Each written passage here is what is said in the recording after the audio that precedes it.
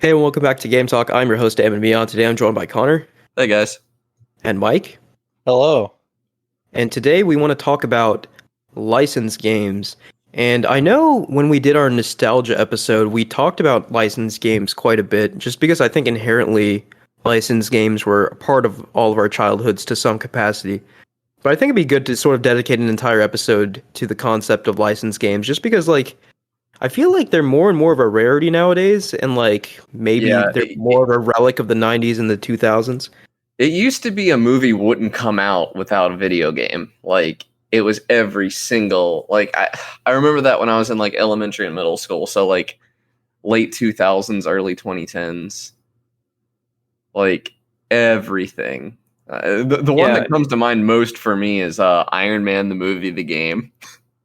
Yes, Oh you've my discussed God. this gem many times on this show. It's a bad video game. You convinced yourself you liked it, though, right? Yeah, well, the problem was I even like to this day I don't think I would hate it, but it was only like an hour and a half long. Ah, okay. It was like an okay game that didn't have anything to do with the movie. And then it just kind of ended because there really wasn't a lot to work off of. There was like 2 fight scenes in that movie. Yeah, I mean, I think usually with licensed games based off movies, like, if you just try to adapt the plot of the movie, like, 9 times out of 10, it's going to be an awful game. I Yeah. feel like, and I think the exception to that is the original Spider-Man trilogy, those games Yeah. like on PS2 and GameCube. Yeah, all those games The were ones that incredible. adopted most the Spider-Man games, the reason those were so good was because they already had such a good formula to work on with games like The Amazing Spider-Man. And actually I think the movie games really just made The Amazing Spider-Man better. But Yeah, I mean, and to be clear, these movies were based off the Sam Raimi trilogy, and yeah, I really enjoyed those back in the day. But aside from those, I can think of some truly awful licensed games that I've played back in the day. yeah. Like me personally, I was I mean, I'm still a huge nerd, but like especially so as a kid, like Dragon Ball was to me what like Are you about to Batman say the was to like Dragon Ball normal games kids. were bad? No. No, Okay. well, here's the thing. Like, I feel like I don't know if they are bad or not, but I certainly loved them to death as a kid. I haven't revisited many of them since, but like, I yeah, mean, as I a can't kid, speak for all of them. I know the Legacy of Goku games are extremely well liked to this day. And yeah. I So tell okay, you, so Dragon I'm Ball Z Budokai Tenkaichi 3 is a masterpiece. okay. So Was let me go that- through them. Was that like an actual name? Or it kind of sounded like you were sneezing. Dragon No, Ball that Z was the Budokai name. Tenkaichi 3 is an actual game. It's a And mouthful. Okay, so It had every single character. It had like down to every Frieza soldier was playable in that game. yeah, you can play Everyone as was like there. Frieza Henchman A and Frieza Henchman B. Yeah. So that alone puts that game in like god tier for me, just because like there's nothing else like that. But let me rewind a bit, right? So I think the first Dragon Ball game I played was Dragon Ball Z Budokai on the PS2.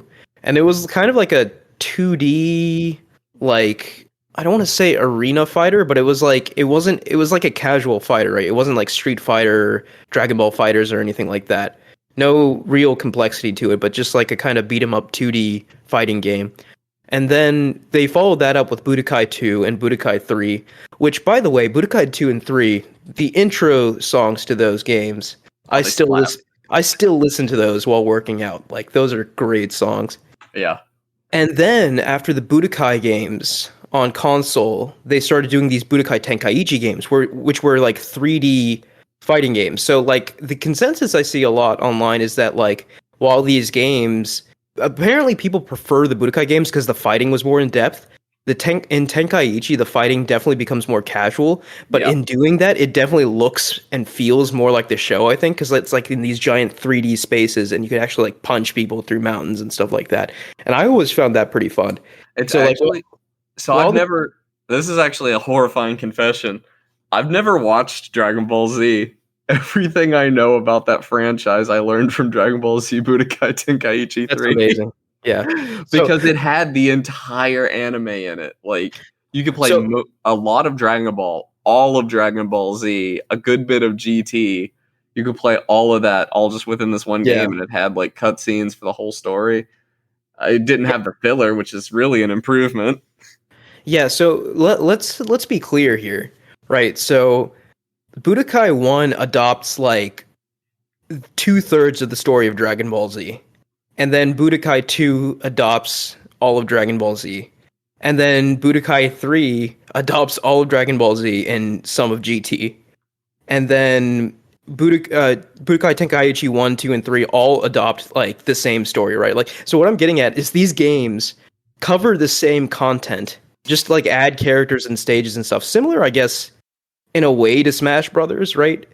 But like it's funny to me, like as a kid I would look so much forward to the next iteration of like the Budokai or the Budokai Tenkaichi games, even though like I know I've seen the Dragon Ball story hundreds of times at this point. Like there are no surprises in that story.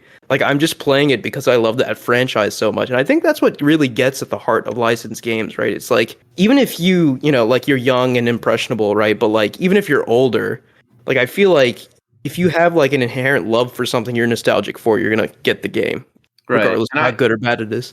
That's kind of why I wanted to cover the topic, is because like licensed games are a good thing for the industry, in my opinion, because it's such a good starting point for a new developer, because it's like you can really explore the space with a license, knowing that people are gonna buy it. Also, you know, like creative resources are expensive, right? Like you don't have to have like come up with original character designs or like not even necessarily like original artwork and stuff. Like you can use the stylings of the IP to sort of propel you and give you a jump start on your game. Right. All the concepts are already there. You don't really need a writer in some instances, especially the Dragon Ball instances, because they were literally... It's unfortunate that we finally got to the point in licensed games where the only licensed games we get are the big IPs. Well, that's not really true. I mean, it's just all on mobile now. Yeah, it used to be that every movie would have at least some video game tie-in. Like Stuart Little got a video game. I mean, iCarly had a couple video games. Yeah. Cory in the House had a video game. Like they were going wild. Duck Dynasty has a few. Like Dynasty. Yeah, they were going wild. Yeah, Duck Dynasty has like a weird Animal Crossing style game, I'm pretty sure. Wait a second. M. Night Shyamalan wrote Stuart Little? No way. Apparently he did. I was just looking for the game. But yeah, like it did used to be everything had a game. And the biggest difference now is that like licensed games that come to console are pretty good typically. Like the turning point in my mind, and this may not be the case for everyone, but the turning point for me is Scott Pilgrim versus the World, the game. That was the first licensed game I played.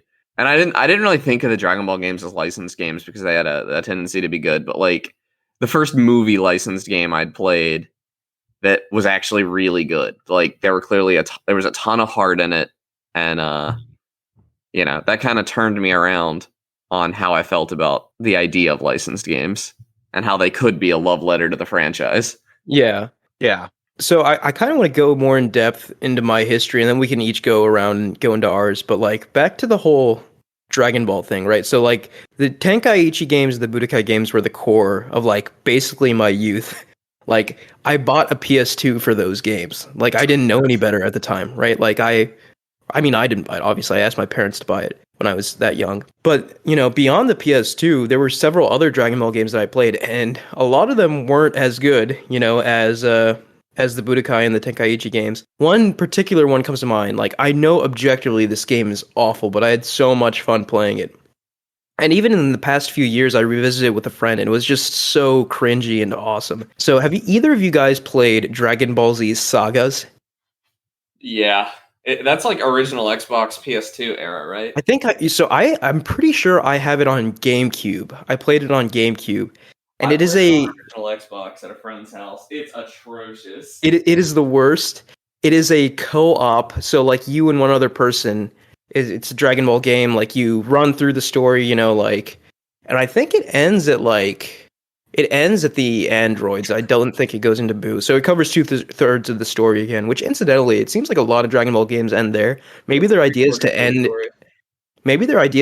there and like hope for a sequel so they can cover the entire story. But it's like everyone knows the story already, so I don't really get that. But Anyways, this was a co-op game, so you and one other person could run through this story. But like, what was different about this game was it was just so janky and hilarious. Like it was just like I feel like this game was chock full of memes before memes were even really a thing, right? Like if this game had come out in 2020, it would get memed to death. Yeah. It's just so it was just the worst. But I loved it for that reason. I remember like, and obviously we talked about the Game Boy games like Legacy of Goku 1, 2, and Boo's Fury. Those are probably the best Dragon Ball games, like out of all of them. Like those games are very special, I think. But like beyond that, there's also other handheld Dragon Ball games that weren't so good. I remember Dragon Ball Z Supersonic Warriors, which was like almost like a 2D Tenkaichi-esque fighting games. Fighting game? Actually, no, wait a minute. Like, I might be it might have been like some kind of... I might be conflating two things, but there was also one that was like a weird card game. I'm not sure if that was that one, but I definitely played that one too. And then there was a Dragon Ball GT game on Game Boy that I played. Oh yeah. And that was that one was interesting because it was kind of like those old school arcade games where you'd like go through like 2D hallways and fight enemies and stuff. Like I forget what that kind of game is called, but do you guys know what I'm talking about? Like a beat 'em up? Beat 'em ups, yeah. I think that's what it is. So it was a GT beat 'em up, but like it sucked. But you know, like I didn't know any better, right? Like at that time of my life, like Dragon Ball anything, I bought the game for. Like I didn't look at reviews, I didn't do any of that stuff back then. I just knew since it was Dragon Ball, I would love it. And then I went through a similar phase with Sonic, you know, and you know, Sonic isn't really, it's not a licensed game, but like I can make a similar argument to where like a lot of Sonic games were awful, but I played them anyway. But anyways, licensed games. When I got to middle school, I got super into Naruto. So yeah, a ton of games. So yeah, I got a ton of pretty good though. Yeah, I'll get into that. So a ton of licensed Naruto games. So I remember the Naruto like Clash of Ninja games on GameCube, I believe. I played those, and they were like arena fighters where up to 4 people could play at once, and they were pretty fun. And then I think there were these Naruto.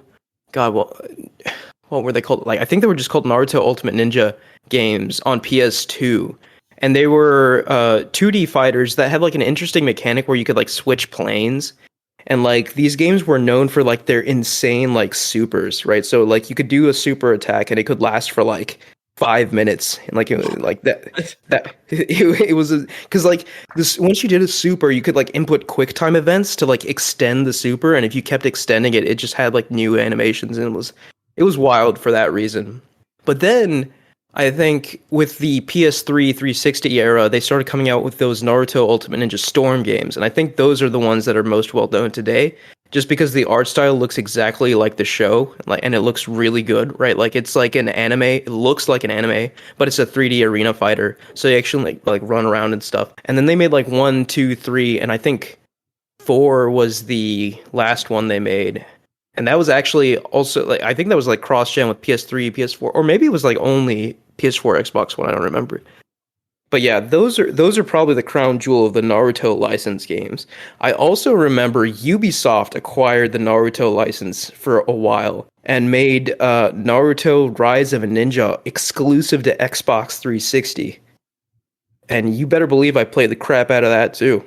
Did you buy an Xbox 360 for it? No. I actually got a 360 to play Halo and Call of Duty.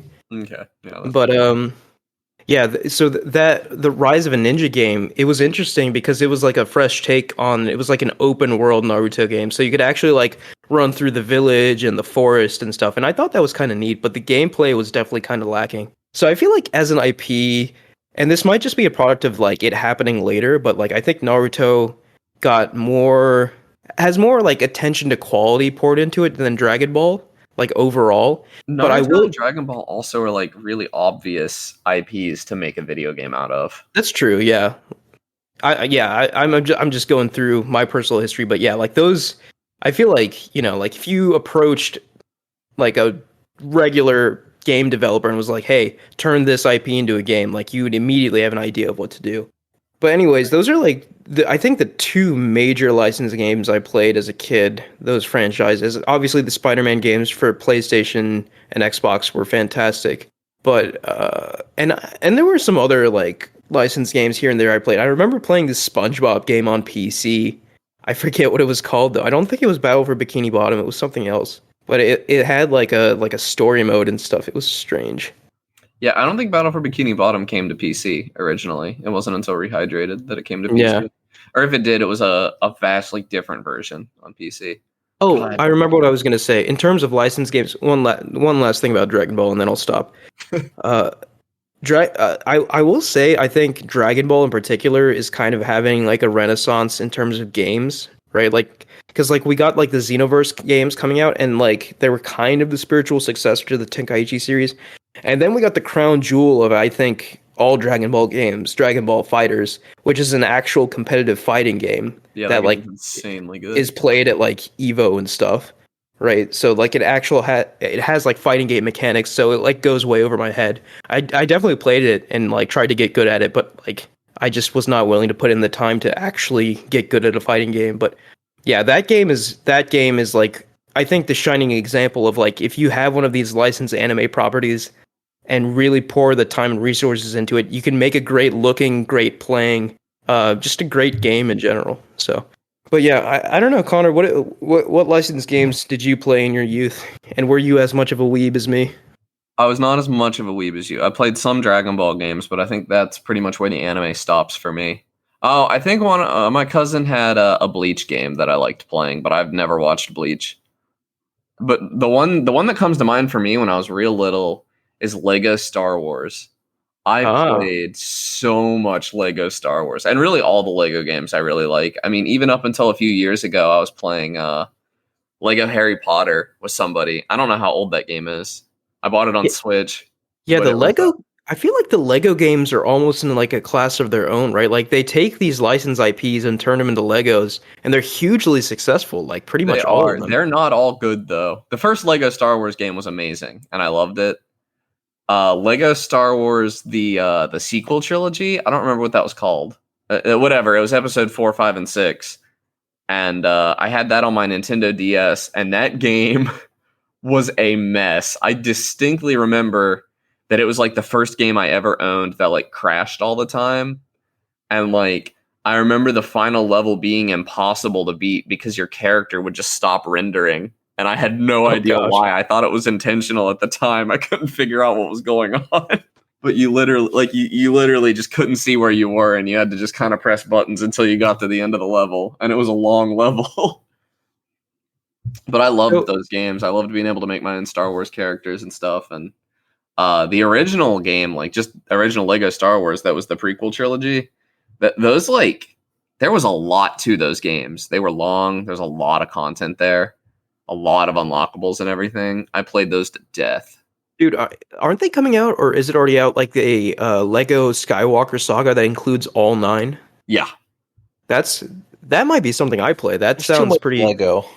Yeah, I've looked at the gameplay some, and it's like, it's weird because like it incorporates the IP really well, but also includes like Lego-ness, right? Yeah. So I've heard that the Lego games have really only gotten better too. Like I hear the Lego Lord of the Rings are pretty good. I hear Lego Batman is like some of the best child-friendly Batman around. Like, 'cause you don't want a kid playing Arkham or something. Oh yeah, we need to talk about Arkham. But oh my god, yeah, Batman Arkham is insanely good. I that doesn't even like register in my head as a licensed game. But yeah, that is probably, those 3 games taken as a trilogy are probably the best licensed games I've ever played. Yeah, like yeah, especially Arkham City. That game was something extremely special. My hot take is that Arkham Asylum is the best of the trilogy, but I get the argument. Yeah. I just think that Batman doesn't need an open world. I thought that. No, I fully understand and respect that argument too. Like Arkham Asylum was definitely very just special like as well. A tight experience, you know, like and I think nothing it didn't need to do, and I loved it for that. Arkham Knight was a little full of bloat, but I still enjoyed it. If you cut the Batmobile out of Arkham Knight, it suddenly becomes twice as good a game. I fully agree with that. Yeah, it's miserable. But yeah, like, that kind of leads me into a tangent. I'm so disappointed in the direction they're taking that series, because they like basically So they stopped. They're done with Arkham, like Yeah. Batman Arkham. They're making like a Suicide Squad multiplayer games as a service game now. I And don't I'm think the just Suicide Squad game will be that bad. It's the other one that looks really bad to me. It's the one. It's like a co-op game where you play as the whole Bat family, yeah, that and it okay, looks yeah. I was terrible. confusing two things. Yeah. I don't know if That's the one I Suicide was Squad is thinking by of. the Arkham devs. I don't remember. Yeah, no, I think you're talking. Yeah, the one with the Bat Family. That's like game of. I think that one's games as a service as well. Yeah, it is, and it looks terrible. It's like an RPG. Like, Yeah, that I'm is the like, dude, last thing that Batman needs is a level up. you guys had something so special in your hands. Like, you should have just made another Batman game. Like, oh I get man. that also Arkham Origins wasn't amazing. I never played it, but Yeah, I didn't really touch that one. But that one wasn't made by Rocksteady actually. So yeah, Rocksteady. That was their name. yeah, but yeah, Batman Arkham games very very special overall. I think. Yeah, I was really dubious going into the first Arkham Asylum because that was one of the that was like hot off the heels of Iron Man. Honestly, like it had only been a couple years, I think. Also, we need to talk about how hugely influential the Arkham games were. Like, I don't think Oh my god, yeah, that we would combat style. we would not have Spider-Man PS4 if it were not for the Arkham games. At least in terms of We like the wouldn't combat. have those Lord of the Rings, Shadow of Mordor, either. Shadow of Mordor, yeah. And Shadow of War. Those are both pretty good licensed games too. I was playing those like last year. I was a huge fan of Shadow of Mordor, but not so much Shadow of War. The sequel, like, it kind of lost me a little bit, but Lord of the Rings actually has a really strong history of licensed games too. I'm like sitting here remembering different licensed games I've played as we talk. me too. There was one. I don't know if it was made by the Star Wars Battlefront developers, but it played exactly like a Lord of the Rings clone of Star Wars Battlefront, and I Wow. loved that game. I have no idea what it was called, but it That was sounds incredible. amazing, like as It a was concept. really good. It was super fun. It was original Xbox, I think, maybe Xbox 360.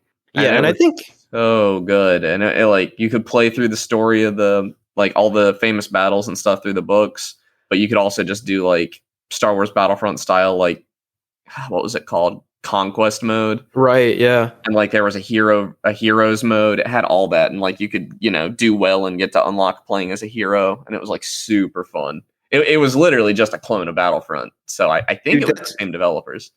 That's incredible. Like a medieval style Battlefront game would be perfect. I think that would be. It was amazing. I loved playing it. I never owned it, but What I will say for Lord of the Rings, yeah. So Shadow of Mordor was my favorite Lord of the Rings game. I think since the trilogy came out, obviously like Lord of the Rings became like a household name. But like after that, like in terms of like mainstream consciousness, I feel like it hasn't really been too much of a thing. I do think Lord of the Rings is poised to be back in a huge way, right? Because like Amazon is working on that like $1 billion television series, and then I know, have you guys seen there's a new Lord of the Rings game coming out where you play as Gollum. I don't know how appealing that is, but there's a game coming out called Lord of the Rings Gollum, and it's like a next-gen AAA game where you play as Gollum, I guess, like scurrying around. So I'd give it a chance. That sounds really stupid, but I mean, it's not. Yeah, it's a fresh idea. I'll give him that.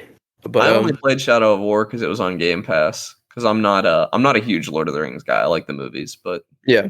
But no, I do think, yeah, like Lord of the Rings, I think we'll be seeing a lot more games in the future for Lord of the Rings. And the same with Harry Potter, right? Like we've got that huge Harry Potter massive like dude, Hogwarts RPG on the horizon. that'll be good. But you know what game stands in a class its own is Harry Potter Quidditch on the GameCube. Okay, so all right, so this is going to be another trip down Ahmed childhood lane. Yeah. Harry Potter was absolutely like the third pillar of like licensed games that I played as a kid. I played every single Harry Potter game I could get my hands on, including the Quidditch game. I did not buy this Quidditch game because it was Harry Potter. I bought it because I played it at a friend's house and liked it so much that I wanted to buy it. It's like literally just like a football game, but with a Harry Potter skin over it, and I just really liked it for some reason. Yeah. No, I remember especially Sorcerer's Stone and Chamber of Secrets. I think maybe Prisoner of Azkaban too, but I especially remember the first two were legitimately very good games. Like I remember those games being excellent as a kid. That's where that Hagrid meme is from, right? That's from like the PS1 Harry Potter. Maybe, yeah, I'm not sure, but I think it's Chamber of Secrets. But yeah, there were like They were like third-person action adventure games where you would like explore Hogwarts and like learn spells and stuff, and I was all about them. Like they were chock full of secrets, and like I love those games. And then I remember as the licensed games kept going on, like with Prisoner of Azkaban and like Goblet of Fire, as they kept going on, eventually these games became like less open and more restrictive. Like each one was worse than the previous one. And I think near the end, like near like Half-Blood Prince or Goblet of or Order of the Phoenix around that time, they like legit just became like third-person shooters.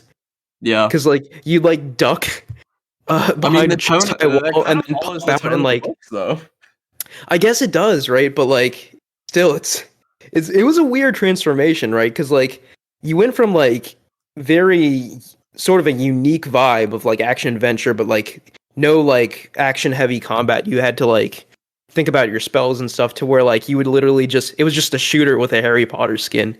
Well, that's kind of Right. the progression of games in the Yeah. mid 2000s too. So That's true, yeah. But yeah, beyond like those, Harry Potter is another one. Just concerning the IP, right? Like it's interesting to think about like this mega billion-dollar IP where like those licensed games came out and then like nothing, right? Like there was not even like Lord of the Rings had like Shadow of Mordor and like that Battlefront type game, right? Like I feel like Harry Potter, like games were only coming out while the movies were coming out and then zilch, which I feel like like it should be a no-brainer, right? Like it's like almost free money if you make a Harry Potter game, people are going to buy it. But I do think this massive Hogwarts game that's coming out is going to be really good and huge. yeah, I'm cautiously optimistic. I'm not nearly as big of a Harry Potter fan as you, but the idea of like that's kind of the Harry Potter game I always wanted because I never really wanted to be told the same story from the books again. But the idea of making your own character and just going to Hogwarts is always Dude, I must have been some kind of psychotic as a kid because like I was totally content with just getting the same stories, the same like Dragon Ball stories, the same Harry Potter stories, the same Naruto stories over and over and over again. Kids are just like that. Like yeah, that's I remember true. when I was a kid, I had this stupid movie that just told me about trains that I would watch every single day. Like yeah. it's just how kids are. It's just interesting reflecting now back, right? Because like we'd experienced, let's take Harry Potter for example. I'd experienced the story through the book, and then through the movie, and then through the game, and I just was not sick of it. Like I just wanted to consume it in any way possible. Which I guess that's why licensed games sold back in the day. Yeah, because like kids were all about it. Yeah, but yeah, like it is interesting talking about it now. Like it does seem like. Yes, like licensed games were big back in the day and then kind of quiet for a long time, but now it seems like maybe some big high profile ones are coming back, right? Like obviously the Lego games have been a thing forever, but now we're talking like new Lord of the Rings AAA licensed game, new Harry Potter AAA licensed game, etc. I feel like you're forgetting the elephant in the room, which is the licensed game I am most looking forward to right now, the IO Interactive James Bond game. Oh man, yeah, that is a match made in heaven if there ever was one. Yeah, I think that game is going to be insanely good. And I don't even care for James Bond. Just a reminder for everyone: IO Interactive is the studio that does Hitman, and yeah, that gameplay combined with James Bond would be choice. Huge thing I'm forgetting. Huge licensed property that I'm sure we've all played to some capacity. Star Wars, right? You mentioned Star Wars Lego games, but like Star Wars licensed games go far beyond Lego games. Oh yeah, I mean we talked about Battlefront, and those games are incredible. Battlefront, and I think EA finally, is starting to get it right, and we've mentioned that before on the show. But like, yeah, Jedi Fallen Order is pretty good. Battlefront 2 got better. That game's kind of fun now. And they also released Star Wars Squadrons. Yeah, but especially Jedi Fallen Order. Like me being a huge Souls-like fan, that game is just the perfect Star Wars game to me. And I'm very much excited. Squadrons. That game's really fun, especially in VR. Oh my god! VR support too. Yeah, that game makes me sick, but in a good way. Like, I've never been so. I've played a lot of VR games, and I don't think I've ever been as afraid as I was playing Star Wars Squadron. And it was just how scary the scale of one of the Star Destroyers was. Yeah, like I was flying alongside of it, and like. You usually see those things on like a black background. So like there's just no sense of scale in the movies. And then suddenly there is a sense of scale because you're in this tiny, barely held together spaceship. and you're flying alongside one, and it could like move an inch and crush you. Yeah. Yeah, the way Star Wars as a franchise in terms of games has been handled was the way I would expect like Lord of the Rings and Harry Potter to be handled, right? Like just constantly pumping out games with like different ideas behind them. Because like even like before, like we're talking about relatively recent games right now, but like we had like Star Wars: The Force Unleashed, like 1 and 2, like those are pretty good. Those were pretty good games, very popular back in the day. And yeah, like we've got like Star Wars third person action games, we've got Star Wars like VR flight sims, we've got oh man, Star Wars Star Rogue Wars, Squadron. Or no, wait, what was it called? Clone Commando, maybe? I don't know.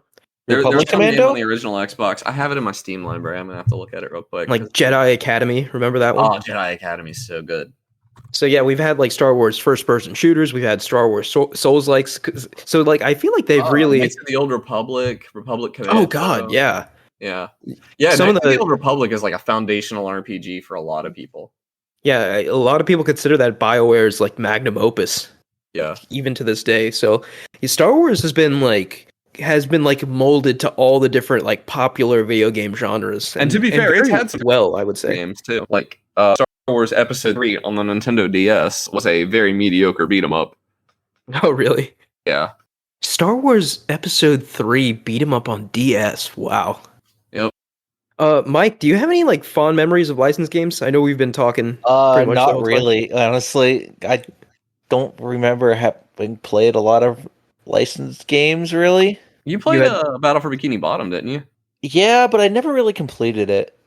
Well, I never played it. I just know it from its infamy. It's not infamous. It's an okay game, okay? But it got a remake. That's all that matters. I really didn't play a lot of licensed games growing up. So you're saying you had taste growing up? No, I didn't have taste. It was just shovelware garbage instead of licensed games. Instead of licensed shovelware garbage. Yeah. No, while you were playing Dragon Ball games, I was playing a game about racing planes and listening to Eurodance. That checks out. That checks out. Yeah. One franchise I will say that I just thought of that had very mediocre games that I'm disappointed in because I think it's so rife with potential for excellent games. Avatar: The Last Airbender. Oh yeah, it had a lot of really lame. I remember, yeah, like I played the Avatar games when they came out and they were just so bad. Like, and the Korra games were so bad, and it was just like so much good can be done with this franchise, but no one's doing it, which is unfortunate. There's a really interesting. This is kind of a tangent because we don't talk about this a whole lot, but there's a really interesting The Last Airbender pen and paper RPG coming soon, and I'm deeply interested. That sounds crazy. Like, can you tell me more about it? I mean, it's just D&D, but your character, you're like you make a bender, and there are like classes within each type of bending. Other than that, Dude, I don't really know. That sounds amazing, dude. That's what I'm saying. Like, there's so much potential in the Avatar universe for all sorts of different kinds of games. Like, yeah, it's just a if shame. I remember right, the ones they made all played like the Marvel games, like the X-Men game. Marvel like found a type of game that they liked and never deviated from it for a long time. Yeah, like, and like even Ultimate Alliance, X-Men Legends, that sort of game, and I hated them.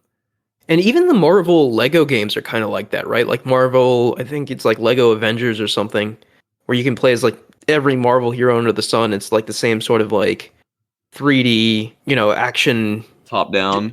Yeah, level-based game. Yeah. I hated. I mean, I played them. I played Ultimate Alliance 1 and 2 because I was like super into superheroes, but I did not care for that style of gameplay very much. Yeah, I can't say that appealed to me too much either. I remember really like all the characters feel exactly the same. They just have like slightly different attacks, and it was more interesting to have like a tenth of the roster, but actually make them good. So I think I remember. I think there was this Marvel game I played. I forget if it was like a PS3 or PS4 launch game, but like it was one of those games where like, like back in the day, like for console launches, like you at least I would get games that I normally wouldn't get just because it was a console launch, and it's all that was there. Yeah. Like and this Marvel game was one of them, and like try as I might, I just could not get into it. Like, and it was just like exactly as you say that. those like 3D action games, level based action games, and it was just like, ugh, not about it. Yeah, I had X-Men Legends on my GameCube growing up. I think I still have it. And I've never gotten past like the second level because I find it so tedious. But obviously now we see, I think ever since the MCU was a thing, like They're still making those games. Ultimate Alliance 3 came out like 3 years ago. Well, I do think there's an audience for like they sell very well. I'm pretty sure people like them. They don't appeal to me at all. But what I will say is that I think ever since the MCU became a thing, they've started making, other Marvel games that are more widely received, right? Like the Avengers. Spider-Man, obviously. Oh yeah, the Avengers too. Yeah, which they are still trying to bring back to life. But I mean, obviously Spider-Man's the big one, but like also we've got Iron Man VR was pretty good too. But no, I haven't gotten to play that. Not a lot of people are probably going to play that. Guardians of the Galaxy looks like it'll be good to the people that like that sort of game. It looks terrible to my tastes, but I bet a lot of people end up liking it. Dude, where's a Thor? I would love a Thor game. Like, I think that would be so much fun. I don't think Thor stands on his own very much, like, story-wise. See, I'm a weirdo because, like, I enjoyed all 3 Thor movies, like, very much, unironically. Terrible tastes. Yeah. Yeah, that's an opinion. Thor Ragnarok's amazing, but, like, Thor the Dark World is an unwatchable mess. Unironically love the Dark World. That's insane to me. Yeah. But, yeah, I don't know. I feel like, now that I go through all the games in my mind, like, I feel like Marvel could be making more, right? Like, Guardians of the Galaxy is a given, but, like, I feel like a non-VR Iron Man game should have been a thing by now, but it isn't. Yeah, especially since, like, I'll be honest, the one that came out in, like, 2008 left a pretty good foundation if they would just tell an original story. It controlled well. Well, here's the thing. So I think there might be a sort of struggle in developer circles with coming up with a good game around, like, superheroes that can fly like Superman, right? Like, I feel like maybe it's kind of tough to do a game good that way. Yeah, because you have to make very big levels for a character that can fly quickly. Yeah, and it can end up feeling like empty or kind of like watered down as a result. So I do remember. I liked this as a kid. I might like it less as an adult, but I did remember that, like, if you were getting your butt kicked, you could just fly up in the air and heal up a bit and then fly back down. Yeah, so, like, I don't know, like, I feel like there is, like, a crackable formula here for, like, a flying superhero video game, but I don't think anyone's quite cracked it yet. But yeah, let me think, what else? Like, I was actually, it's fascinating, like, talking to you guys about this, because, like, I was only thinking of, like, Dragon Ball and Naruto, but, like, talking to this, like, I remember so many things I played as a kid. Yeah. Dude, Battlefront. Star Wars Battlefront was the first shooter I ever played. Yeah, I think that might be the same with me too, because like I wasn't allowed to play like T-rated games for the longest time, right? So like when I went over to a friend's house and like played Star Wars Battlefront on an Xbox, I was just like, "What is this? This is incredible." Wait, I did play Star Wars Battlefront. I forgot. Yeah, I've kind of blocked most of the licensed games I've ever played out of my mind. I've replaced it with Fine Dining and Breathing, but I mean, speaking of SpongeBob, that new Nickelodeon game, which I can't believe, good, yeah, I can't believe is getting made in 2021. It looks like it's going to be better than Smash Bros. Okay, I wouldn't say that, but online play wise, I mean, basically anything is better online play wise than Smash Bros. Yeah. But yeah, so yeah, a Nickelodeon Smash Bros. Clone. Very SpongeBob heavy, I will say, but I think that's to be expected. But yeah, I unironically looking forward to playing that. Like, it's got some franchises in there that I haven't thought about in a long time. Like, it's got like Danny Phantom. I was super into Danny Phantom as a kid. I never played any of his games when I was younger. I knew he had a few.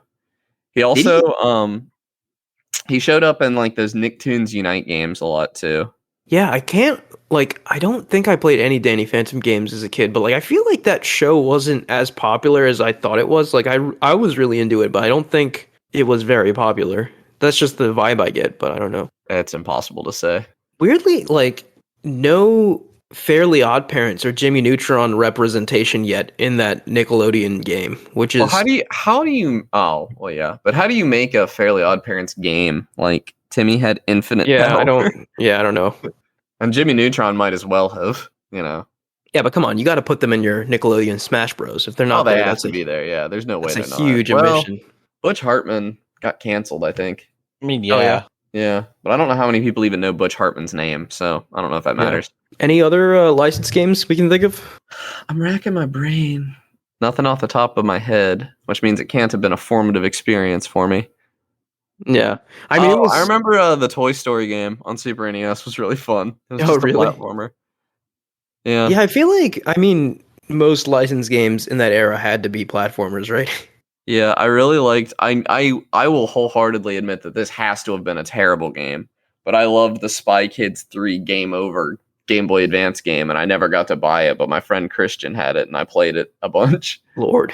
I loved that game. Something about the art style. It looked. It was one of those games where they tried to make it look as much like the movie as possible, Yeah, and I thought it was so photo real on my Game Boy Advance. those were the days. You know, Yeah. it's funny. Like at least I always think when I got a new system back in the day, I was like, how can games look better than this? And it's always, like that I statement don't feel always that gets old. anymore. I always look at things and I'm like, wow, I can't wait for them to be better than this. Yeah, yeah. I mean, like, I think with the PS4 generation, that thought sort of died, but like definitely before that, like, Yeah.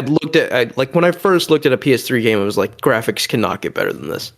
And then, yeah, obviously. But I think looking at Uncharted 2, you have a solid argument. But yeah, Uncharted 2 and 3 are still like, I don't understand how those games look like that. That's no, it's amazing. wizardry. But I think maybe to cap this discussion, I think it's interesting nowadays, right? Like back in the day, we'd see the trend of like popular movies and maybe TV shows getting made into video games. But now we're seeing the opposite, I would say. Like we're seeing video games getting made into movies more and more and TV shows. And most of the time, I mean, I think that went as they're as similar in quality to most licensed games, right? Like the translation between movie and video game to movie doesn't seem to be working most of the time, but there are exceptions, right?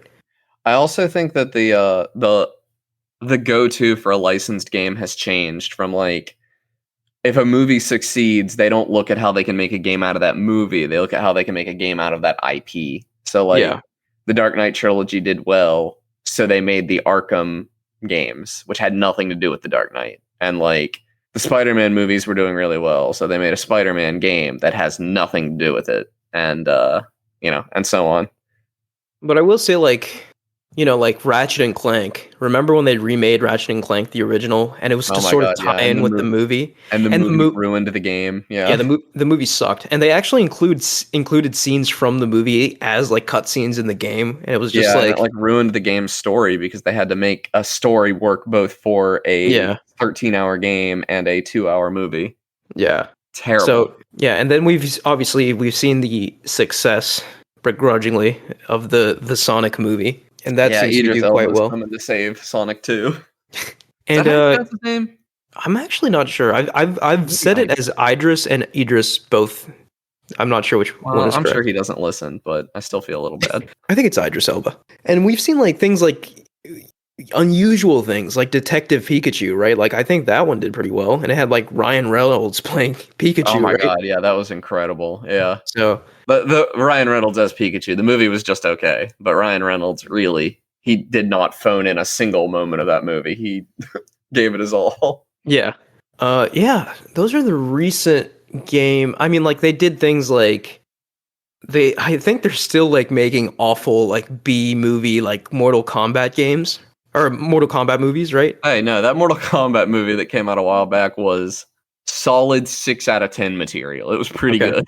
Yeah. It was very watchable, and very watchable being like free if you have an HBO Max subscription. That pushed it into the I definitely, I would watch it again. Like if I could get that time back, I would. I made a good call watching that movie. Well, I'm glad you feel that way. I thought it was very enjoyable. It was extremely campy. It knew what it was. They literally say finish him. They say perfect finish, I think. It really hits. The campy stuff is cute, but like I feel like video game movies feel the need to do that all the time. To be Well, like, Mortal hey, Kombat needed to do that. Like, yeah, okay, so Mortal Kombat I can understand, but like, yeah, I feel like there is a tendency to be like, hey, video games, am I right, moviegoers? yeah, Like, that's a good point. Yeah. so I think Sonic was pretty tame with all that, and that it didn't really even reference the games. yeah, that's Or good. even try to relate to them. So yeah, and also like, and I have no confidence in this being good the more I see of it, but there's like an Uncharted movie coming out starring That is Tom gonna be Holland terrible. and Yeah. Mark Wahlberg. Mark Wahlberg as Sully is the worst casting I've ever seen in my entire life. Dude, I think I heard this on like a podcast or something, but it would look it was such a perfect description, and it was that picture of like Mark Wahlberg as Sully, and it was just like, that doesn't look like Sully. It just looked like Mark Wahlberg like looking for the gym like on set or something like that. And I was like, yes, that's what He it wasn't is. even in a Hawaiian shirt, was he? Like, I think he was just wearing regular clothes. yeah, like Sully has a very like. I can't do it. Yeah, I mean, I think I'm gonna watch it out of curiosity, but I have no expectation for that thing to be good. I will watch it if it comes to HBO Max. I will not pay good US dollars to see that in the theater. Now, on the other hand, what I do think will be very, very good, just due to the pedigree involved and the creators involved, is the Last of Us HBO series. Yeah, They're- that's likely. Yeah. They're spending as much Also- money on the first season of that as they were on the final seasons of Game of Thrones. So HBO is already just a movie, so it translates pretty well. the gameplay is solid in those games. Come on, It is solid. But Solid for anyway, a If you movie. take out the shooting scenes, you lose Yeah. very little, and it's just Yeah. a good movie. Yeah, no, any game where Great you can movie, just even. take out the gameplay part and still have a fairly good movie is it really a game at that point? it's absolutely a game. and will I don't fight think you guys can on make this. that argument about The Last of Us nearly as much as you can about Metal Gear Solid 4. Oh yeah, no, Metal Gear Solid 4. It's a great movie if you take out all the game parts. It's a great movie if you watch the feature-length film that's in the game. Yeah. It's a No, great movie. Okay, Metal Gear Solid 4 is a great movie if you have 30 hours of prep time so you can study all the charts and graphs associated with the world. Okay, listen. If you go into Metal Gear Solid researching the lore, you're a coward. First Dude, of no. all. Dude, I will reiterate on this show. Metal Gear Solid 4 was my first Metal Gear game. So Exactly. I went in too. as naked as you could possibly be. And it was just I hated it. I never got past like the second level. I thought it was the stupidest thing I'd ever seen. dude, it's so funny because like I played through that and I was like, this is like the second coming of the Bible. Like this I hated it Yeah. so much. So, How old were you when you played it? this was middle school, I think. Okay, I was like That would've 14 been or 15, I think. So middle I had school a for me, maybe a too. slightly better head on my shoulders than you See, did. I researched I actually like learned the lore of Metal Gear as I was playing it. I couldn't. and I hated it it's- so much. You see, once you understand Metal Gear lore, as the official Metal Gear lore understander of Game Talk, it's about as confusing as playing the game blind. Yeah, that checks out. I do not envy whatever brave soul attempts to adapt Metal Gear into a movie or TV show in the future. 'Cause I No, think- there's no way anyone other than Kojima will do that. Oh my Kojima God, will yeah. absolutely be there trying to direct that. That would be wild if Kojima in the future, because he 'Cause has he's always said, wanted to make movies. yeah, he said he wanted to make movies. So like, He made a movie.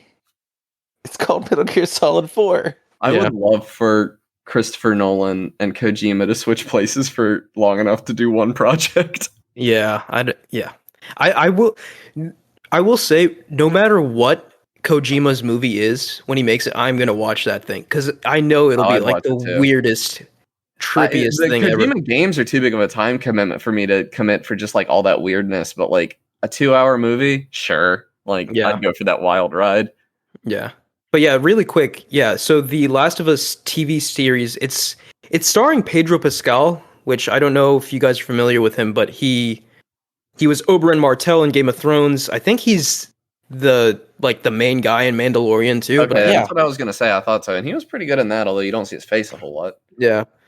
And I think Ellie is being, so he's playing Joel and Ellie is being played by Bella Ramsey, who's also from Game of Thrones. So it's kind of interesting. I think HBO is really trying to make this the next big thing. Yeah. And I know like Neil Druckmann, the writer or the creator essentially of Last of Us, is directly involved with the writing and stuff like that. So I'm very interested in this show. I think this is the highest profile, like highest budget, like video game adaptation ever. People So- are kind of starved for good zombie apocalypse content right now too. Yeah, The Walking Dead is gone, right? Like so. Well, yeah. Well, no, it's not gone, but people are like eating up all these terrible spin-offs of it. Like, You know, so the side tangent, but like The Walking Dead is one of those hyper popular shows. I've never seen a single episode of that show. I have really, no idea. I found it Yeah. unbearable to watch, but I know that that's an extremely hot take. Not really. I don't Really, I know- I couldn't stand it. I watched like 2 seasons of it, trying to give it a chance because everybody loved it, and I couldn't get into it. Yeah, I think like there was like a peak and then it just kind of became derivative. all I know is that it's hyper popular and that like people got really mad one season when one dude killed another dude. Yeah, But that's about it. that sounds right. But yeah, I think in terms of like video game adaptations to other mediums, like those are the biggest ones I can think of. Obviously, TV and movies are the prime examples. Have we ever seen like a game series be adapted into books? Halo. Ah, yeah, Halo. That's a great Awesome. example. The books Yeah. are as much of the part of the Halo universe as the games are, honestly. And Yeah. now that I think about it, like there's tons and tons of like Assassin's Creed comics Yeah, too. that's pretty common. Yeah. Minecraft has books. I don't know how canon they are. What Does the heck? Minecraft have a canon? Yes, Minecraft does have a canon, unfortunately. That kind of But makes I it believe worse. most of the books are unlicensed. Okay. Yeah. It's like you don't need to explain Minecraft, you weirdos. No, Minecraft Just leave has it alone. lore. The developers have come out and said, but they don't put it in the games. It's more like they have their own idea of why things exist in the world. Like they have like the broken nether portals and stuff, and like Okay. you know that like you can find gold certain places because the piglins like gold in the nether. Like there's lore to it. It's just really surface level. Yeah, I mean, I guess that's neat. It's just like I don't know. I feel like I'm not sad that it's there, but I wouldn't miss it if it was gone. I don't think. yeah, but yeah, I think like comics are definitely a very popular medium to use to like fill in some gaps and stuff. Like I know for Assassin's Creed, there are like tons and tons of side comics, and I feel like it's weird because to like really get a comprehensive understanding of like Assassin's Creed, for example, I think you do need to read the comics, but like who really wants to get a comprehensive understanding of Assassin's Creed? Yeah, that's fine. Those stories are not that complicated. Okay, do we want to get into what we've been playing? Yeah, is it all right if I go first? I didn't have one last week. Sure. I got into a game called The Descenders, which is a really weird game for me to get into, I think. I got into it because I think it was Writing on Games, which is a YouTube channel I like a lot, covered it. And as he was talking about it, it's like this it's this bicycling game where you ride your bike down a hill and it's procedurally generated and you like go and you can do tricks if you want to. You can follow the path if you want to, but at the end of the day, the only thing that matters is that you get your bike to the finish line at the bottom of the hill. And you can go as fast or as slow as you want, and it does not matter at all. And something about that freedom is really like weird. And then you also have a certain number of lives. I think you start with 4, and every time you wipe out, depending on how hard you wipe out, you lose a certain number of lives. It's typically going to be 1, but if you wipe out really hard, you'll lose 2. And if you lose all your 4 lives, you start over at the beginning of the game. And it was at that moment that I realized this was a game that I would like, because it is, in fact, a roguelike. Good lord. It is a roguelike about riding a bicycle down a hill, and I like it a lot. I have not beaten it because I can't help myself. Like, the tricks are too fun to do, in my opinion, to not do them. So I'll be doing flips and stuff when there's not even a ramp sometimes, which is pretty risky. I just I don't know. It's like a really fun game for me to just put some music on in the background and ride my bike down a hill. And they did, in my opinion, a really good job on the tricks where you kind of have to do some complex stuff with your hands while in the air to do a trick and then return to your normal position when you land. And it's kind of hard to do. It's sometimes a button press doing something on the left stick while doing something totally different on the right stick. And it's just enough separation with your brain to get you to do stuff that it is actually kind of hard to pull off in the short amount of time you're in the air, because it's not like you're not in the air an absurdly long time in this game. I wouldn't say that it's realistic, but it's grounded, I would say. Far more than like a Tony Hawk game or something. Okay. That was my question, like how similar to Tony Hawk's Pro Skater? There's definitely some Tony Hawk aspects to it. There are also like there's one level that I've come across so far. I haven't come across any others that is like a static level, and it's called the construction site. And you never know when you're going to come across it, but if you do, it's like an almost Bob-omb Battlefield level, like platforming stage that you have to work your way through, where you have to just kind of ride your bike up and around this obstacle course that is very difficult. I forgot to mention, this is kind of key. The whole thing is multiplayer all the time. So like you're not the only one on these tracks. There are other players with you. And like That's typically awesome. I don't care. Like I don't interact with them at all. But like when you get to the construction site, people typically like take turns because it's so hard to do, and we're all watching each other trying to figure out how to get up this thing. And like the sense of accomplishment when I finally got to the top was huge. I felt very good about it. It was really hard to do. And you also like the encouragement to do tricks is like when you get enough points, you kind of get like power-ups and stuff that are permanent for the rest of your run. So you want to be doing like crazy tricks and stuff.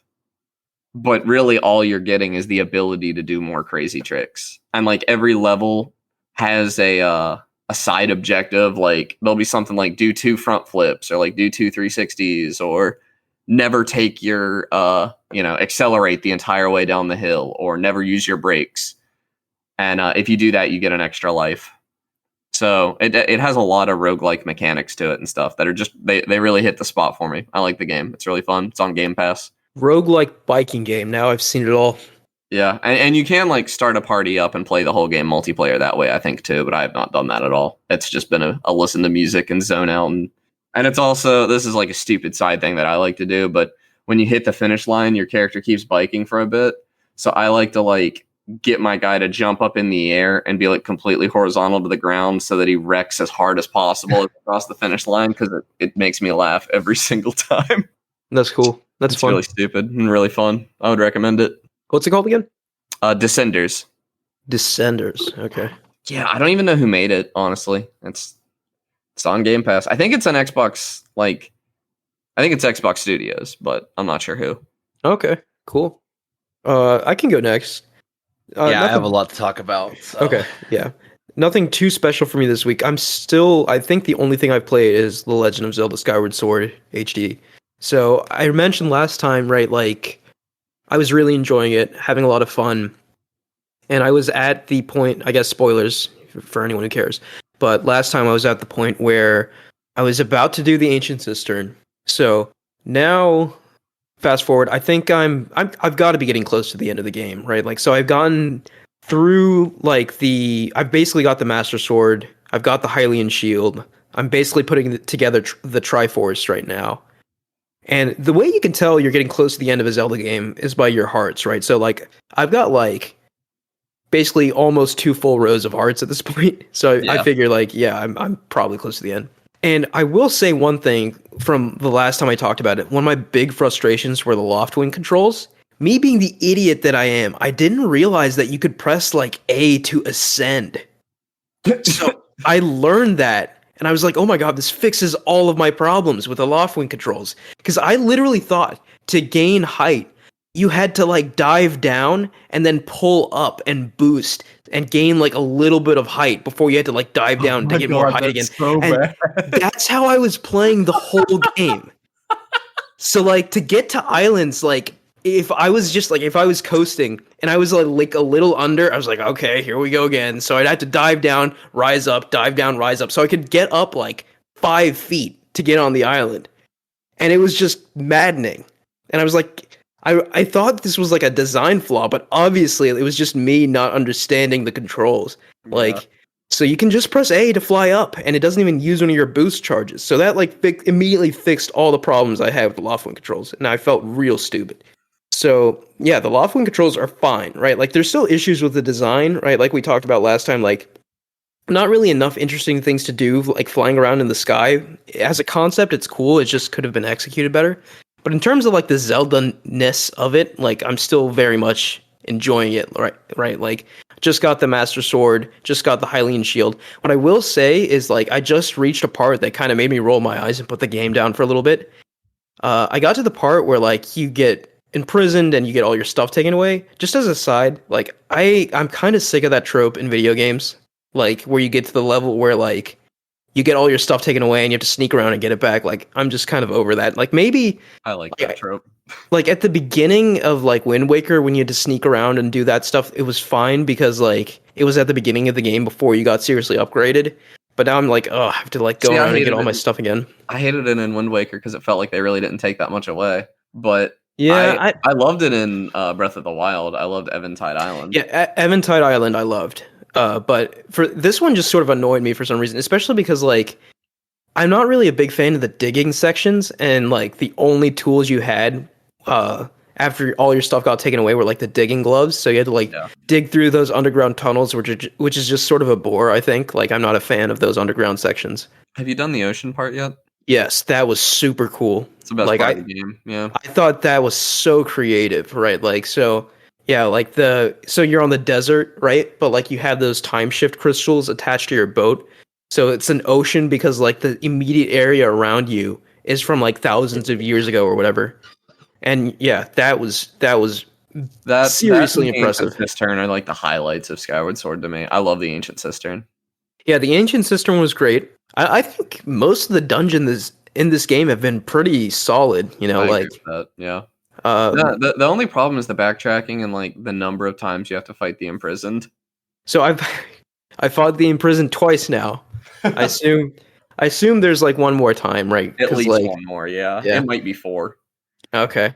And I did discover, I think the last thing I did actually before getting my stuff taken away, I discovered like the boss rush mode. Was this in the original? That. I don't know. There was like, so if you talk to the storm dragon or whatever, you can fight previous bosses. I don't think that was in the original. Well, after I beat all the bosses, he gave me the Hylian shield. So I feel like it had to have been, right? Yeah, because like the Hylian shield had to have been part of the original.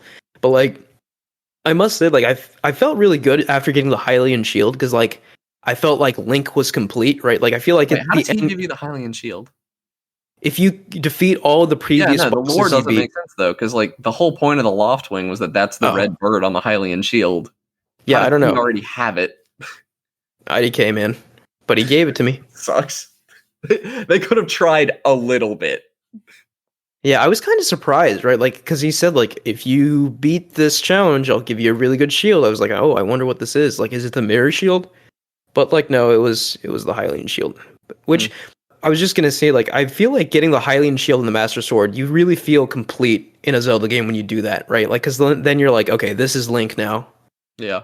So that felt good, and that's, I guess, another reason I was so aggravated at the section, because like as soon as I got the Hylian shield, I got literally everything, including my sword, taken away. I was like, well, that's really funny. I guess it's fine, but like not too thrilled about it.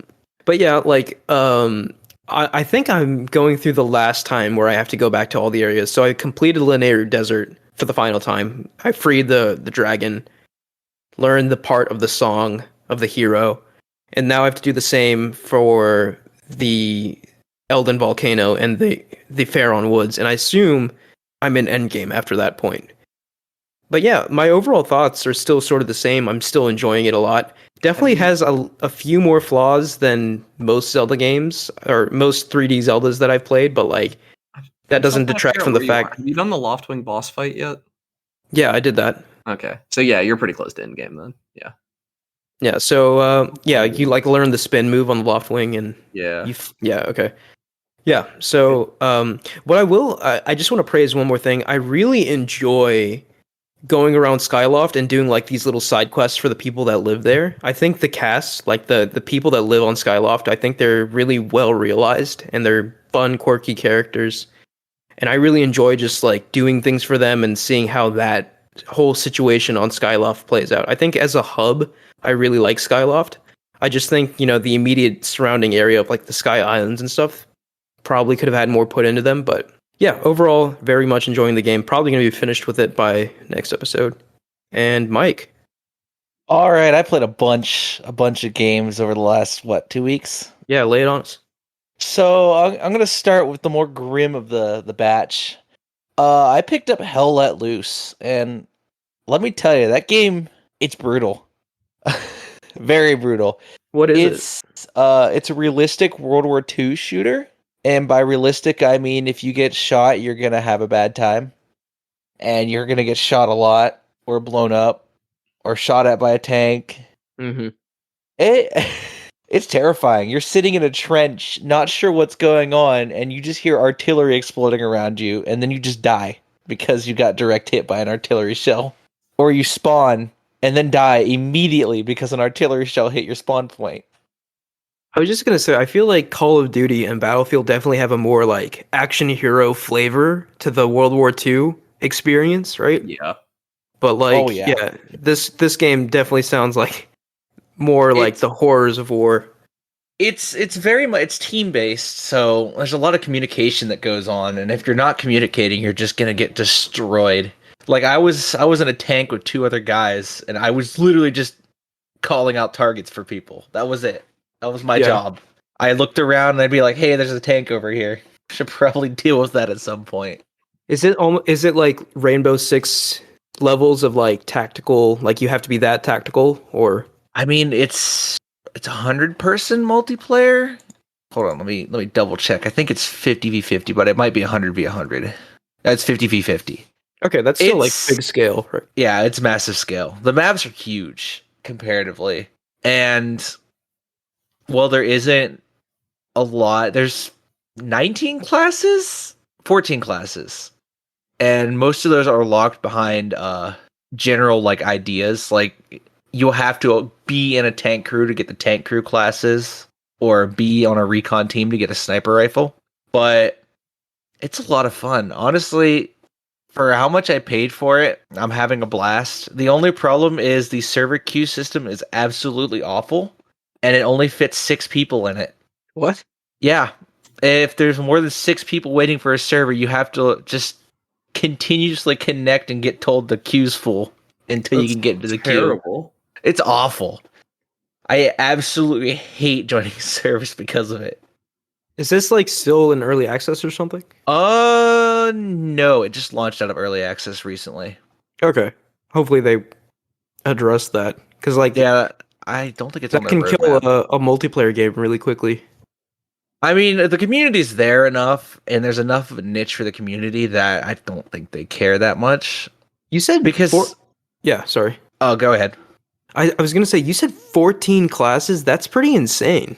Like Yeah, that's not standard at all. and a squad can be. I think a squad's 5 people, 6. I think it's 6 people. There are 10 infantry classes, so That's pretty cool. yeah, there's a lot of variety that you can have in a squad, and only certain ones get access to the command channel, which I haven't experienced yet because I don't want to deal with that. Command But channel. yeah, the command channel is where all like the squad leads and the commander, who has an RTS view of all things, can communicate with each other. Now, do people actually like listen to orders? Because I know like if this sort of stuff happened in Call of Duty or Battlefield, it would just be chaos. Oh, it's necessary to listen to orders. Yeah, That's 100% necessary. that's cool. Like it's cool that the community isn't rabid and chaotic that like you'd expect them to be. Maybe. Yeah, it's a very well, it's largely because a body shot will down you, a headshot's an instant kill, and a leg shot will wound you from any distance from any weapon, really. Wow. There have been multiple times where I've been like chatting in proximity, be like, I'm just gonna peek out here and then immediately get coated in machine gun fire. There have been a lot of just weird moments, or like those personal moments you get with proximity chat, where you're just joking around and all of a sudden you are now pinned in cover. Or me as the medic having to run out into the hellstorm that is outside. I had a lot of fun with it. I need to play more of it. It sounds super fun, honestly. Yeah, Sounds- it is a good time. Sounds refreshing from the ones I know, like Call of Duty and Battlefield. Oh yeah, it's very refreshing. You do die a lot, and it doesn't really tell you where you die from. So Like actual just- war. yeah, like actual war, and you don't get told where you're shot from. You just gotta hope. Okay, on to the next out of 4, I think. Oh my gosh. Yeah, I played a lot of games. I think I should talk about Spore 2 because this one's gonna be a short one. Oh Lord. Apparently, there's a game called Adapt, and it is quite literally just Spore 2, but better. I have to look. Go on. Go on. It's literally just the creature stage. If the creature stage was actually enjoyable, it's right now it's just a demo, but there's a lot of potential to it. It like simulates climates and lifespans and genetics. I'm like, ooh, it's everything Spore promised to be. Dude, it looks a lot like Spore. I'm looking at it right now. Yeah, the creature creator feels kind of like Spore. I was just gonna say a well done Spore would be like massive to me. Like that would be, I would be addicted to that. Plus, as a bonus, it has an aquatic area. You can be aquatic. That's all that matters. I built the sequel to Frog. Yeah, this is like a must check out game once it comes to. Yeah. Why is the developer a single person's name though? That's not it. It's a single person developer, but playing the demo, the only thing that's bad about it is the controls, but it definitely has potential. This is a big game for one person. That's a red flag to me. I haven't paid any money for it yet, so I'm not mad. Yeah, we'll see how it goes. I'm gonna add it to my wish list, but he's given it about 1 to 2 years for the early access, but that never pans out for any game ever. Hopefully it does well. It sounds like a cool concept. But most of the core mechanics are already in the demo, or I guess what the dev considers core mechanics. It also depends on how much he's charging, because I don't know if I'd pay very much for just the creature stage of Spore. Yeah, it depends on how depth it goes. Yeah. But yeah, the Adapt's going to be a short one. I really don't have much thoughts on it, because I got everything out of it in an hour. But it has potential. I'm excited to see where it goes. Number 3 on my list of games that I've played in the last 2 weeks is Hammerting. Never heard of it. It's like a 2D kind of colony builder-esque game. It's hard to describe. It's a side view colony builder where you are just dwarves. It's like Oxygen Not Included, but worse, I guess. There's just not a lot of feedback from the UI, and a lot of mechanics in the game are not exactly explained to you. I'm looking at like some pictures right now, and the art style I think looks quite nice. It's an enjoyable game. It's just kind of obtuse right now, and all the guides are in Russian. So I feel like you stay playing Russian games. I don't know why all the guides are in Russian. Oh no, there's one in German too. There's 2 guides in English, and the rest are in other languages that aren't English. Out of 5 guides. Mm-hmm.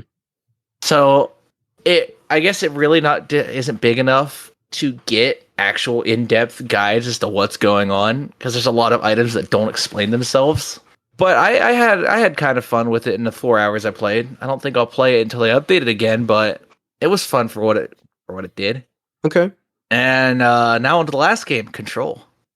Ooh. Oh, that game's good. Oh god, I had a moment early on in the game where I knew this would be interesting, because I think I went into Control mostly blind. I went, saw the janitor, came back through this series of hallways that shouldn't have led me back to the lobby, and I was back in the lobby, but it was a different lobby with an elevator, but it was the same lobby. Control do be like that. Yeah, Control really is like that. Just that part, I'm like, hold on a second, this is the same area I just came from, and then I went back and there was a wall where I came from.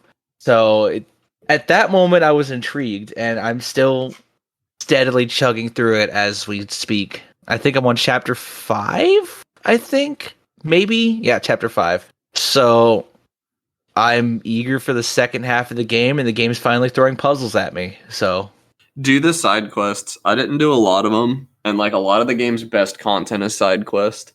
Oh yeah, I've been doing most everything that's popped up, including side quests. Also, be conscious of what's DLC. The Alan Wake DLC is the weakest part of the game, in my opinion. But the other DLC is actually really fun. Like, I already have most of the powers. I think I'm only missing one. So, yeah, combat's a lot of fun once you get evade. Yeah, man. The combat in that game is pretty special, I think. Yeah, like the physics based, like you can just yank objects and like throw them, and use them as shields. I Shields. do like how as you fight in an area, it just gets torn up. Pillars Yeah. will get demolished. Wood paneling will explode. Shelves will break pretty realistically. I spent like 20 minutes in an office just shooting shelves and just being mesmerized by the fact that I could shoot off individual sections of shelf and it would break kind of according to how a shelf would break if you shot it with a magic weapon. Does your new PC have RTX at all? No, I've can run it with RTX on, but at like 3 frames a second. Yeah, me too. I'm planning on doing a replay of Control once my 3080 gets here because I think that game. I mean, that game's worth replaying, but I really want to see how good it looks because it was like one of the big RTX games when my only like complaint about Control, and I think this is more the art style, is that everything's really washed out. It is, yeah. It's artistic, but it just feels weird that everything's washed out. Yeah, it's part of that. What's that? Brutalist. Yeah, brutalist architecture. It's very brutalist. Going forth, washing everything out. Yeah, I see why they do it, but I do agree that it's a little. It gets you sometimes. Some of the like mini game modes and stuff aren't amazing in Control either. Like there's a horde mode that you unlock later, and that's not like the shooting is not the best part of Control to me. The best part is like the world, the lore, it's just exploring the oldest house is like so much fun. Yeah, the setting is definitely something special, I think. The setting's special. Yeah. I do like the combat though. Yeah, the combat makes me feel powerful. I agree. Yeah. Like just being able to chuck the entire kitchen sink at people, that's a lot of fun. Like there's times where I barely shot a gun in a combat encounter and I've just resorted to throwing whatever's next to me at an enemy. And it's really enjoyable. I was surprised. Unfortunately, though, the version that I got didn't come with the DLC, so I had to buy the season pass off Humble Bundle because the DLC is also not sold on Steam anymore. Oh, what? I was going to say, the Alan Wake DLC, I would skip. I just bought the season pass for like $11. Yeah, that's fair then. Yeah, I got the DLC included, I think. Was called the Ultimate Edition from Humble Choice, but it's actually not the Ultimate Edition. It's the base game. Oh, I think that was a mistake. I think it was supposed to be the Ultimate Edition, and they're fixing that. If they were going to fix that, they probably would have fixed it by now. When was it in Humble Bundle? March. Oh, okay. I'm thinking that happened recently, and they said they were going to fix it, and they hadn't fixed it yet. This was like July or August, though, I think. That's lame. But one thing I will say about Control is, like, as good as this game is, I'm very much excited for the sequel to this game because I feel like, in a lot of ways, it sort of felt like to me, like in terms of mechanics, a lot of this game was like the developers being like, okay, we're gonna try this and then maybe perfect it later. Because I feel like, I guess to put my words more concisely, I think the jump from Control 1 to Control 2 is kind of going to be like Uncharted to Uncharted 2. Is it getting a sequel? It is, but it's not Control 2. It's a team-based game. No, so they're doing the team-based game, but they're also making a Control 2, I believe. I think they're doing two games. Okay. I'm excited for the team-based game, but nowhere near as much as I would be for an actual Control 2. Now I need to play Quantum Break and Alan Wake, though. I hear Quantum Break is meh, but don't know anything about it. I mean, it's all in the same universe, so I guess I just need to play all of them. Alan Wake has never really appealed to me, but and that's apparently they're also making a new Alan Wake game. The Waking Nightmare DLC is basically a really long ad for an Alan Wake game, and that made me really mad because it wasn't very good, and it was like tonally it did not fit Control. I really hated the Alan Wake DLC. You might disagree with me, but I thought it was extremely boring. Yeah, I like how Remedy's like, hey, here's a game, our Avengers Endgame of our franchise. Yeah. Yeah, I know all these games that might be related. Guess what? They're all related because SCPs are real. I don't even remember if I played the Alan Wake DLC. That might be the only section of the game I didn't play. It wasn't very fun. The other DLC I think is really fun though. The one where the Foundation, I think it's called. Yeah, that was pretty good. Yeah. God, I'm trying to remember Control, but like a lot of that game stays hard to remember. I just I didn't play nearly enough of the side quests. I ended up reading about them later and realizing that they were like as good, if not better, than the main story. and I should have played them. Yeah, I definitely missed a couple crucial side quests by the end, but I looked them up and I did them after the fact. But I do wish I had discovered them organically. Yeah, that's why I'm just gonna replay the game because I've forgotten enough about it that it'll feel fresh. Yeah, I've been running through and collecting every single collectible I've seen. Yeah, I read pretty much every document I found too because I just thought the writing was good enough. I really think that they nailed it with the video recording, the live action videos that they have in the game. Oh yeah. The way that they it was slightly uncanny, but in the best way. Pretty choice. Yeah, everything just kind of engrosses you in this universe where things are weird and they don't make sense. Everything's upside down. That house can shift at any moment. That cup of coffee on your counter, that could kill you or suck you into the astral plane where these beings will mumble at you.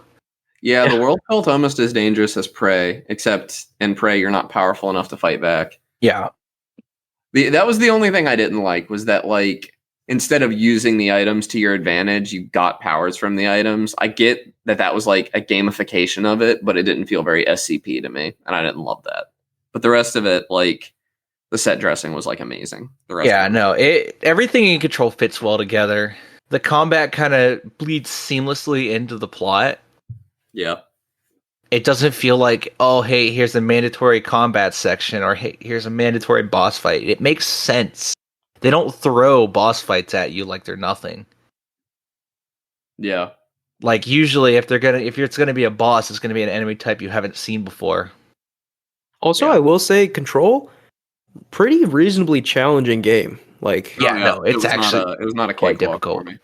Yeah, it was hard. Yeah, there's a lot of points when I've had to retry them. The first boss fight, I had to retry 2-3 times. Yeah, there are a couple finally got the hang of it. Underleveled and had to come back, and I'm never a fan of that. I don't like grinding, but clearly the problem was that I wasn't doing the side quests. Yeah, and they were trying to encourage me to do that, and I was too stubborn. No, combat got a lot easier once I got evade. Yes, evade made everything 10 times easier. Yeah, I haven't had a reason to use shield though. You ends up coming in handy if I remember right.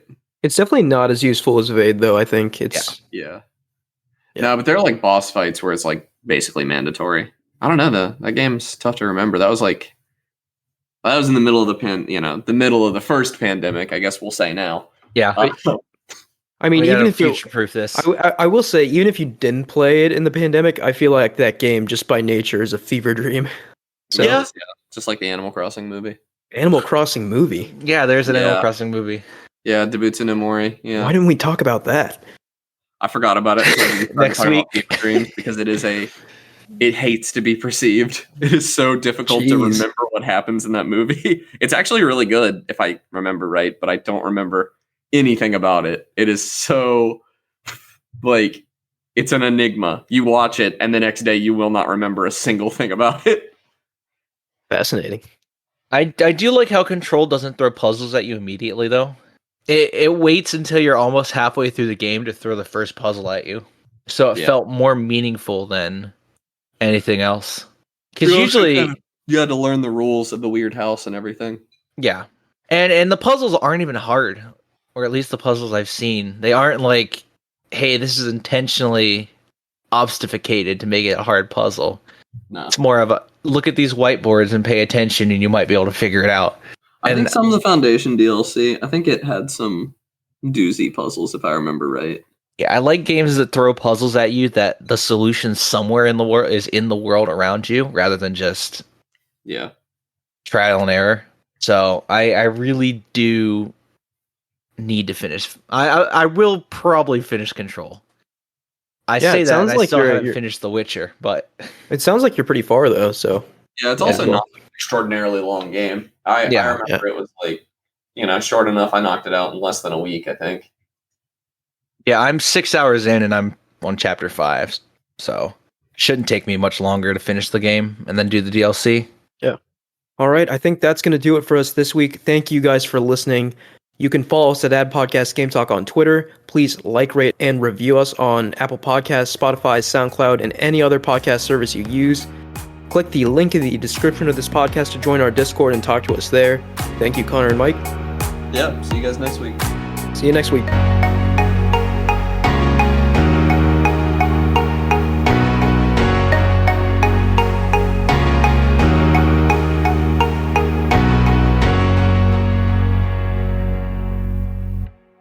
Wait a second, Idris Elba's Knuckles? Yes, we truly live in a forsaken He's timeline. big right now. He was really good in Suicide Squad. No, Yeah. Idris Elba's great. You shouldn't be denigrating him slaying Knuckles. All I'm saying is if he doesn't sing at least one rap song about Knuckles, I will be greatly disappointed. Historically, Knuckles isn't the one singing them. It's typically someone else singing them about Knuckles. Yes, but we need Idris Elba to rap, maybe even the Pumpkin Hill rap song. I know a bunch of people were like surprised that they went with a black actor, but like, have they seen Knuckles? He's very black coded. Yeah, no, Knuckles is 100% black coded. Yeah.